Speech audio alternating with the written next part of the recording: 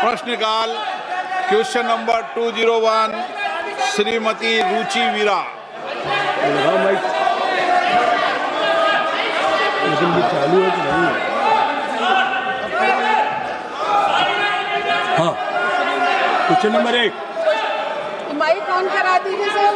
हाँ जी, question number 201। ये आ गया 201। माननीय मंत्री जी, क्वेश्चन नंबर 201 सभापति पर रखा गया।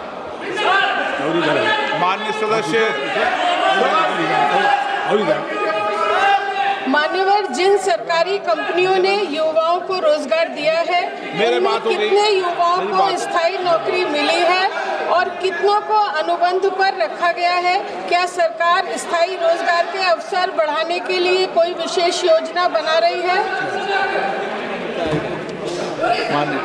माननीय अध्यक्ष महोदय, माननीय सदस्य ने युवाओं के रोजगार के निर्माण के बारे में अपना प्रश्न पूछा है। मैं आपके माध्यम से सदन को बताना चाहता हूँ, पिछले 10 साल में मोदी जी के नेतृत्व में देश में रोजगार का निर्माण हुआ, युवाओं को एम्प्लॉयमेंट मिला और पिछले 1 साल में 16 महीने में ही भारत सरकार की ओर से 11 लाख से अधिक युवाओं को रोजगार मेला के माध्यम से रोजगार उपलब्ध कराया गया। माननीय अध्यक्ष महोदय, मैं उसके आगे बताना चाहूँगा कि यूपीए गवर्नमेंट के दरमियान 10 साल का हिसाब किताब करें तो 10 साल में केवल 3 करोड़ रोजगार निर्माण हुआ था, जॉब निर्माण हुआ था। लेकिन मोदी गवर्नमेंट ने 1 दशक में, हम नहीं कहते हैं माननीय अध्यक्ष महोदय, रिजर्व बैंक ने एक क्राइम डेटा डिक्लेयर करा है और रिजर्व बैंक आज से नहीं है, रिजर्व बैंक आज़ादी से के समय से है और प्रतिवर्ष एम्प्लॉयमेंट के बारे में वो डेटा रिलीज करते हैं।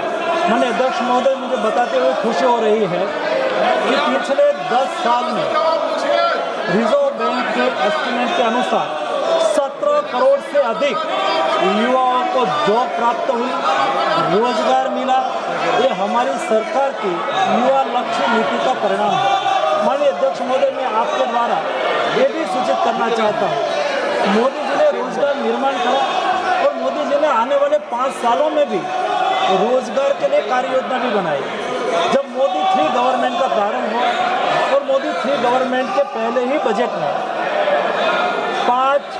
आने वाले 5 साल में 4 करोड़ से अधिक जॉब निर्माण करने के लिए 2 लाख करोड़ से अधिक रकम से खर्च से प्रधानमंत्री विकसित भारत रोजगार योजना भी अनाउंसमेंट करा और ये योजना का आज बहुत अच्छा नतीजा भी मिल रहा है और आने वाले दिनों में देश में 4 करोड़ नए रोजगार निर्माण में भी ये योजना का महत्वपूर्ण योगदान रहेगा। महोदय, जिन सरकारी क्षेत्र की कंपनियों ने युवाओं को रोजगार दिया है, उनमें अनुबंध आधारित नियुक्तियों की संख्या कितनी है और स्थायी नियुक्तियों की संख्या कितनी है? साथ ही क्या सरकार ये सुनिश्चित करने के लिए कोई कदम उठा रही है कि युवाओं को स्थायी और सुरक्षित रोजगार मिले?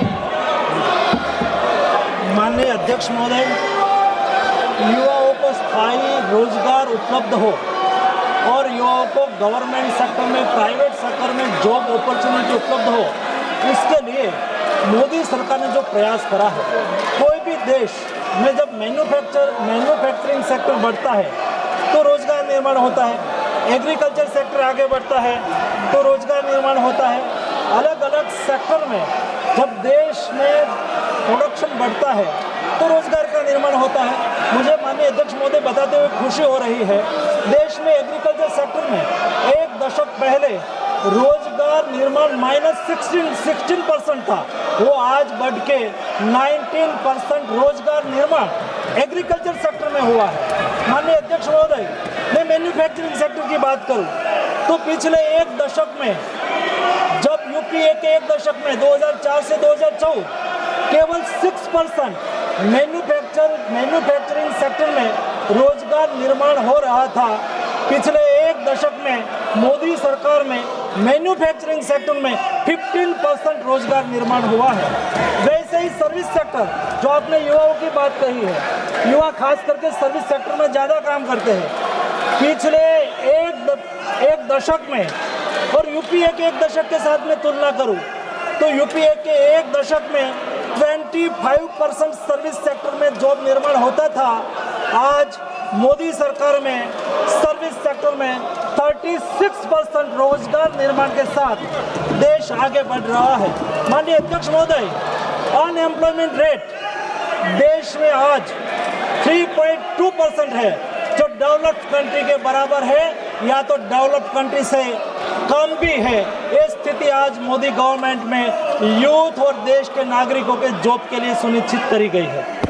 माननीय सदस्यगण, मैंने पहले भी आग्रह किया है, फिर माननीय सदस्यों से आग्रह कर रहा हूं, प्रश्नकाल महत्वपूर्ण समय होता है, माननीय सदस्यों का समय होता है, और प्रश्नकाल में कई मंत्रालयों पर, विभागों पर माननीय सदस्यों द्वारा जो प्रश्न पूछे जाते हैं, सरकार उसका जवाब देती है।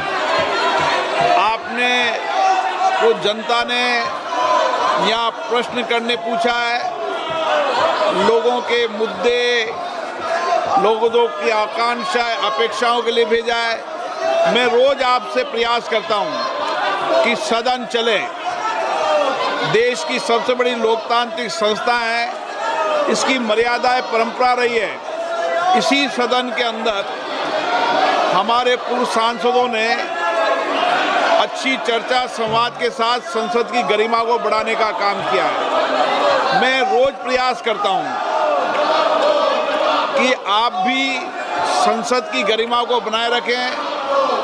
तख्तियां, नारेबाजी, इससे सदन नहीं चलेगा, और लोकतंत्र में नियोजित तरीके से सदन को बाधित करना, ये लोकतांत्रिक प्रक्रियाओं के लिए अच्छा नहीं है, परंपराओं के लिए भी अच्छा नहीं है। आप कोई भी मुद्दे हो, कोई भी सवाल हो, आप प्रश्नकाल के बाद हमसे मिलें। हम नियम प्रक्रियाओं के अंदर आपको हर मुद्दों पर, हर विषय पर चर्चा करने का पर्याप्त मौका देंगे। मैंने पूर्व में भी सभी सदस्यों को पर्याप्त अवसर दिया है। कई महत्वपूर्ण विधेयकों पर चर्चा होनी है, जिसमें आप सब माननीय सदस्य अपने विचार व्यक्त करना चाहते हैं, पर आप सदन अगर बाधित करना चाहते हैं, सदन नहीं चलाना चाहते, तो ये अच्छी परंपरा नहीं है। देश की जनता आपको देख रही है कि आप नियोजित तरीके से रोज नारेबाजी करते हैं, तख्तियां लहराते हैं, सरकारी संपत्तियों पर नुकसान पहुंचाने का प्रयास करते हैं। ये उचित नहीं है, और ये आपकी संसदों की व्यवस्थाओं के लिए भी उचित नहीं है। और विशेष रूप से आपको लाखों लोगों ने चुनकर भेजा है, जनता आपसे कुछ अपेक्षाएं कर रही, जाओ बैठे। समाजवादी पार्टी की माननीय सदस्यों ने प्रश्न पूछा, आप भी जाकर पूछे, मैं मौका दूंगा आपको।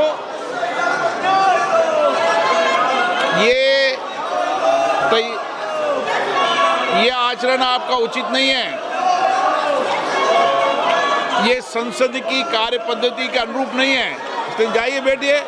आप सदन नहीं चलाना चाहते, प्रश्नकाल नियोजित तरीके से बाधित करना चाहते हैं, प्रश्नकाल, फिर मैं आपसे आग्रह कर रहा हूं, फिर मैं आपको मौका दे रहा हूं कि प्रश्नकाल के बाद हर विधेयक पर शून्यकाल में आपको हर मुद्दे को उठाने की परमिशन दी जाएगी।